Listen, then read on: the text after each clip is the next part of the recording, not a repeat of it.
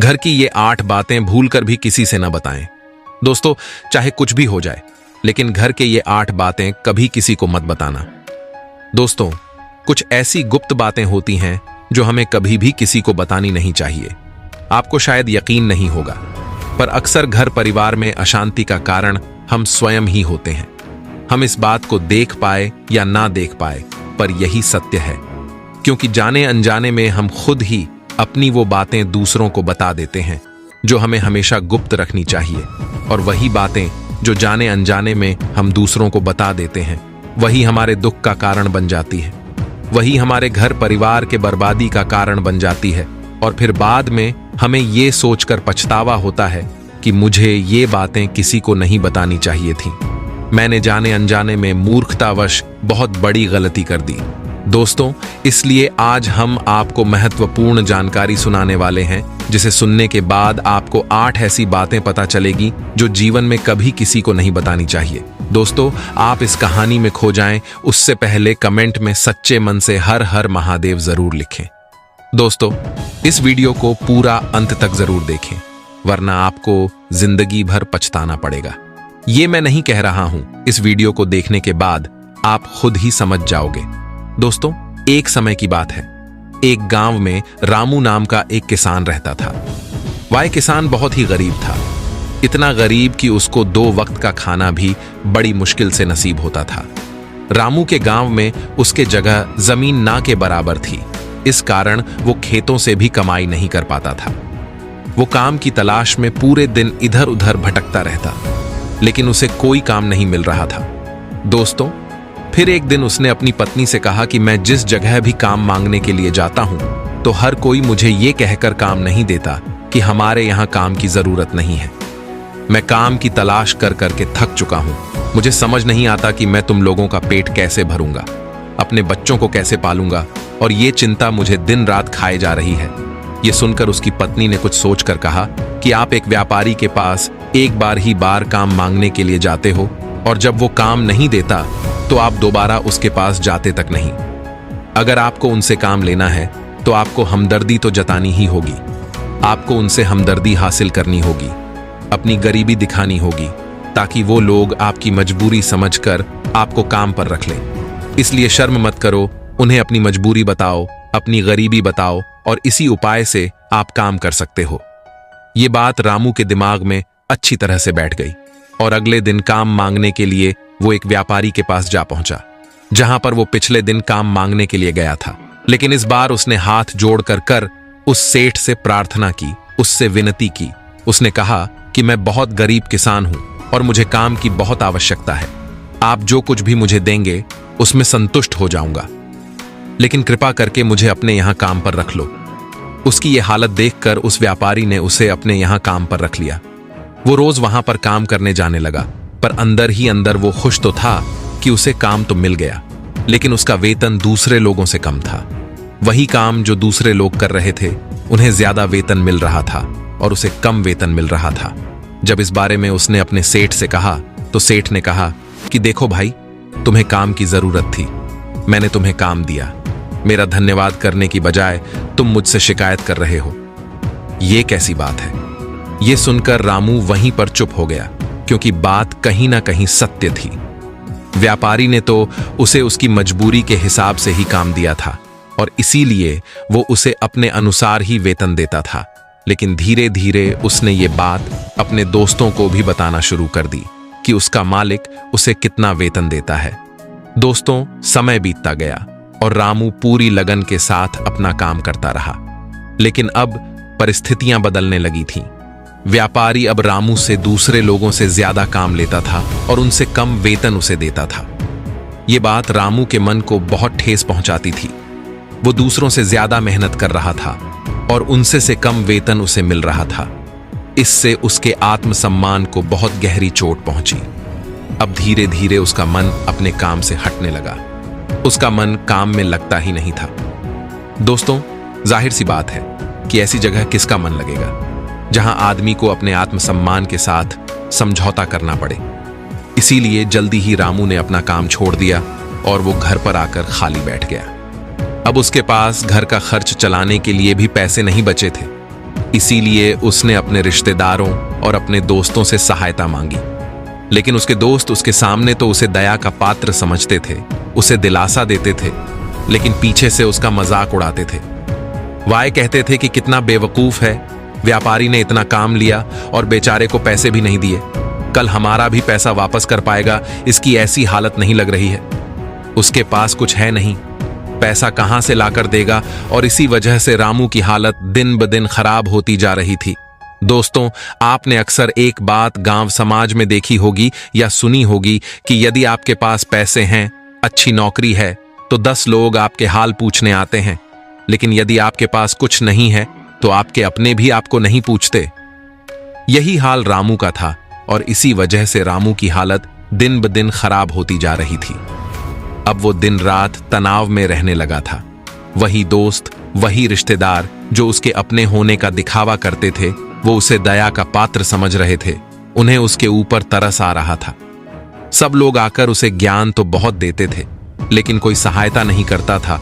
और अक्सर ऐसा ही होता है, ज्ञान देने वाले तो बहुत मिल जाते हैं, लेकिन मदद करने वाले कितने लोग मिलते हैं। दोस्तों, फिर एक दिन रामू को पता चला कि पास के गांव में एक सन्यासी महात्मा आए हुए हैं जो बहुत ही ज्ञानी है। रामू इतना परेशान हो चुका था कि उसे कोई रास्ता नजर ही नहीं आ रहा था। इसीलिए जाने अनजाने वो उस महात्मा के पास पहुंच जाता है।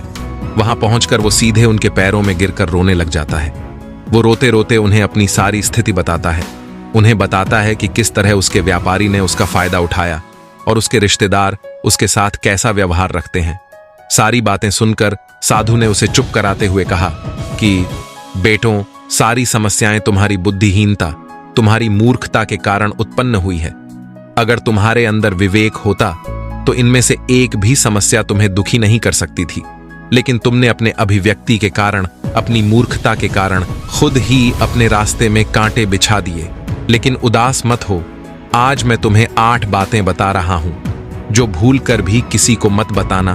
और इन बातों का अनुसरण करते हुए तुम बाहर से मिलने वाले दुखों को तो दूर कर ही सकते हो जो बेवजह दुनिया की वजह से तुम्हारे अंदर पनपते हैं। साथ ही एक हंसी खुशी जिंदगी भी जी सकते हो। पहली बात जो किसी को नहीं बतानी चाहिए वो है अपनी मजबूरी है। अपनी मजबूरी का दिखावा करके दूसरों का दया पात्र बन के उनकी सहायता लेने की गलती कभी मत करना। हो सकता है कि आज वो तुम्हारी मजबूरी देखकर तुम्हारी सहायता कर दे, लेकिन कल वो तुम्हारा फायदा उठाने से भी नहीं चुकेगा। और अगर फायदा भी नहीं उठाया तो दूसरों के सामने तुम्हारा मजाक बनाने में वो कभी नहीं चुकेगा। इसीलिए कभी भी अपनी मजबूरी का दिखावा मत करो। अगर घर में 2 रोटी है, भले ही सूखी रोटी है, तो वही खाकर सो जाओ, लेकिन दूसरों को इसके बारे में भनक तक नहीं लगनी चाहिए। जरा आप खुद सोचो, मजबूरी बताने का क्या प्रयोजन होता है। एक इंसान की या तो दूसरों से सहानुभूति हासिल करना चाहता है या उनसे कोई आर्थिक मदद चाहता है। लेकिन अगर दोनों ही परिस्थितियां आप देखें तो दूसरा आदमी आपका फायदा उठाने से नहीं चुकेगा। और अगर वो फायदा नहीं भी उठाएगा तो अपनी नजर में तो वो आपको मूर्ख ही समझेगा और दूसरों के सामने आपका मजाक तो जरूर बनाएगा। इसीलिए अपनी मजबूरी के बारे में कभी किसी को मत बताना। दूसरी बात जो किसी को भी नहीं बतानी चाहिए वो है अपनी अतीत की गलतियां और भविष्य की रणनीतियां। किसी दूसरे को बताते हैं तो उसका क्या प्रभाव होगा, वो गलत या ठीक तो नहीं की जा सकती। जाहिर है तो उन्हें बताने का क्या प्रयोजन रह जाता है। आप अपने अंधेरे पक्ष को खुद दुनिया के सामने बता रहे हो, खुद अपनी गलतियां दूसरों के सामने बता रहे हो। इससे उस आदमी की नजर में आपका एक चरित्र घटित हो जाएगा और वो भविष्य में हमेशा आपको उसी नजर से देखेगा। इसीलिए किसी भी आदमी की नजर में अपना चरित्र घटित मत होने दो और आप व्यर्थ में ही अपने भविष्य की रणनीतियां दूसरों के सामने बता रहे हो। जो लोग आपके काम का हिस्सा ही नहीं है, उनके सामने अपनी भविष्य की रणनीतियां बताने का क्या फायदा।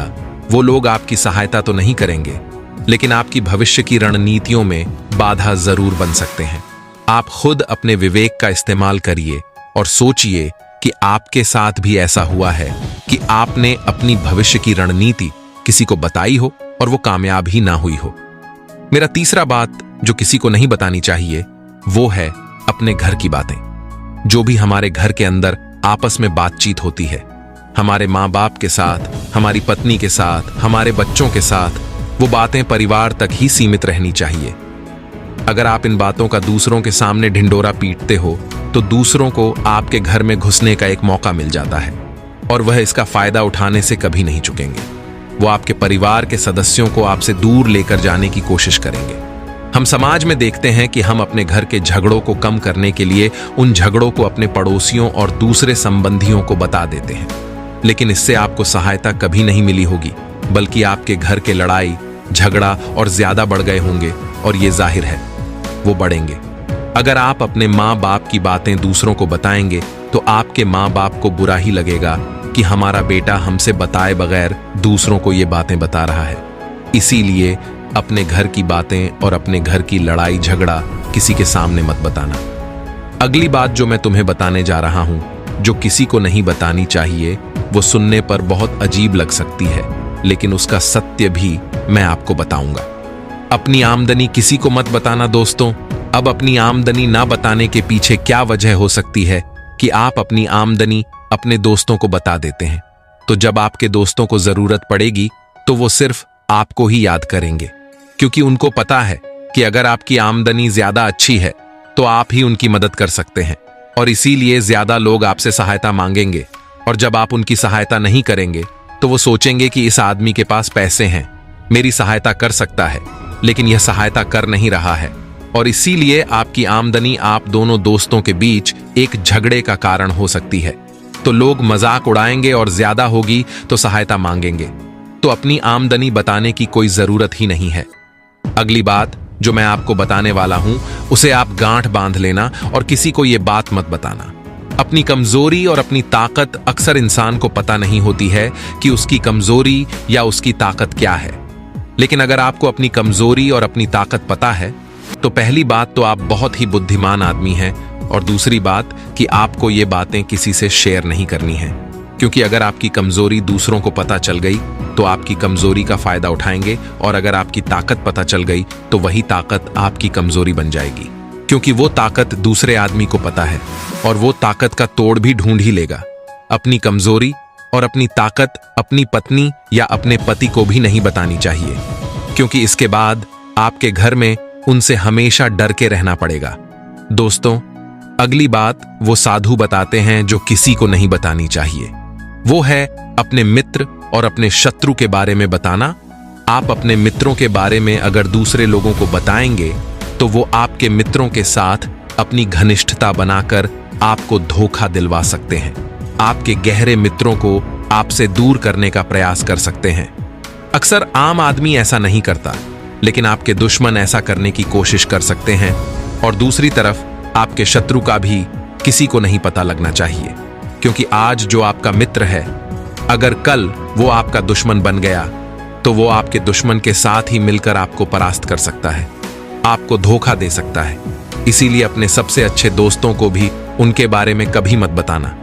अगली और आखिरी बात बताता हूं कि जब तुम दान करते हो तो दान के बारे में भी किसी को मत बताना, नहीं तो दान करना व्यर्थ हो जाता है, बेकार हो जाता है। जब आप अपने दान का ढिंढोरा पीटते हो तो आप ये बता रहे हो कि मैं कितना बड़ा दानी पुरुष हूं, और ये आपके अंदर एक अहंकार निर्मित करेगा। इसीलिए दान गुप्त रूप से किया जाए उतना ही अच्छा होता है, उतना ही फलदायी होता है।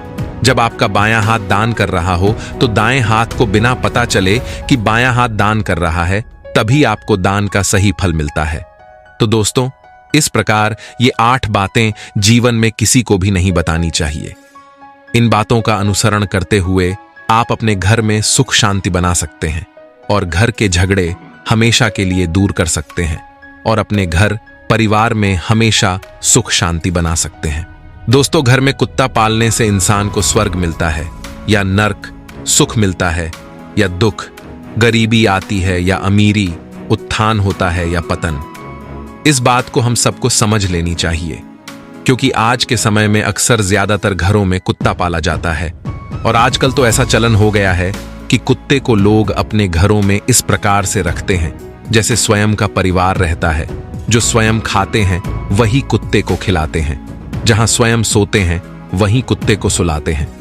कुछ लोग तो एक ही थाली में कुत्ते के साथ भोजन करते हैं, उसका मुख चूमते हैं, यहां तक कि वे जिस बेड पर सोते हैं उसी पर उनके साथ कुत्ता भी सोता है। दोस्तों, अब सवाल ये है कि क्या कुत्ते के पालने से, उसे अपने साथ घर में रखने से अमीरी आती है या गरीबी? स्वर्ग मिलता है या नर्क? शुभ है या अशुभ? कुत्ते को अपने साथ घर में रखना कहां तक उचित है? बस इसी बात को हम इस वीडियो के माध्यम से समझना है। दोस्तों, आज की वीडियो बड़ी ही महत्वपूर्ण होने वाली है। दोस्तों, एक समय की बात है, किसी गांव में एक सेठ रहता था। सेठ बहुत ही भला इंसान था। सेठ सभी जीव जंतुओं से बहुत प्रेम करता था और सेठ बहुत सारा दान पुण्य, पूजा पाठ हर समय करता रहता था। सेठ की लोग बहुत प्रशंसा करते थे और कहते थे कि सेठ बड़ा ही नेक दिल इंसान है। भगवान ऐसी पुण्य आत्मा सेठ को जरूर स्वर्ग में स्थान देंगे। और ये सच है दोस्तों, मनुष्य के शुभ और अशुभ कर्मों का फल उसे स्वर्ग और नर्क के रूप में भोगने को मिलता है। उसके अच्छे बुरे कर्मों का फल उसे सुख और दुख के रूप में भोगना पड़ता है। शुभ कर्म करने वाले को परमात्मा स्वर्ग में स्थान देते हैं और अशुभ कर्म करने वालों को नर्क की प्राप्ति होती है। सेठ के बारे में लोग यही सोचते थे कि सेठ को उसके दान पुण्य का फल उसे स्वर्ग में जाकर जरूर मिलेगा। दोस्तों, आपको एक बात और बता दें कि सेठ को कुत्तों से बहुत लगाव था, इसलिए सेठ ने अपने घर में कुत्ते को पाल रखा था। सेठ उस कुत्ते से बहुत प्यार करता था। वो रोजाना उसे अच्छा अच्छा भोजन खिलाता था, उसे पानी से स्नान कराता था और अपने साथ ही उसे बिस्तर पर सुलाता था। यही उसकी दिनचर्या थी। और सेठ का कुत्ता भी सेठ का इतना लाडला था कि वो पूरे घर में घूमने फिरने के लिए आजाद था। कहीं पर जाने की कोई पाबंदी नहीं थी। एक बार सेठ के नौकर को कहीं बाहर जाने के लिए सेठ ने मना कर रखी थी। वहीं सेठ घर में जो भी काम करता, वो कुत्ता सेठ के पास पहुंच जाता था। धीरे धीरे समय गुजरता गया। एक दिन सेठ बीमार पड़ जाता है और अचानक से उसकी ज्यादा तबीयत खराब हो जाती है। उसी बीमारी के चलते सेठ की मृत्यु हो जाती है। दोस्तों, सेठ के मरने के बाद सेठ के नाती बेटों ने सब लोग मिलकर आते हैं और सेठ का अंतिम संस्कार करते हैं। उधर सेठ की आत्मा को यमदूत उसे लेकर यमलोक को चल देते हैं। दोस्तों, गरुड़ पुराण में बताया गया है कि जब यमदूत आत्मा को लेकर जाते हैं तो उसे जंजीरों में बांधकर पैदल ही लेकर जाते हैं। बताते हैं कि जब यमदूत सेठ की आत्मा को लेकर पैदल ही यमलोक की यात्रा कर रहे थे। दोस्तों, कुछ दूर चलने के बाद रास्ते में पहली बाधा से सामना होता है। सेठ के रास्ते में एक बहुत ही गहरी नदी पड़ती है। उस विशाल नदी को पार करना था, मगर सेठ के पास उसे पार करना का कोई साधन नहीं था। नदी को देखकर भयभीत हो जाता है। तब यमदूत सेठ से कहते हैं, हे सेठ, तुम्हें इस नदी को पार करके ही आगे का रास्ता तय करना है। सेठ बोला, पर मुझे तो तैरना नहीं आता है। तब यमदूत कहते हैं, हे सेठ, क्या तुमने कभी अपने जीवन में गाय का दान किया? यदि तुमने गाय का दान किया होगा तभी तुम इस नदी को पार कर सकते हो। जरा अपने जीवन की उन घटनाओं पर दृष्टि डालकर देखो तो सही।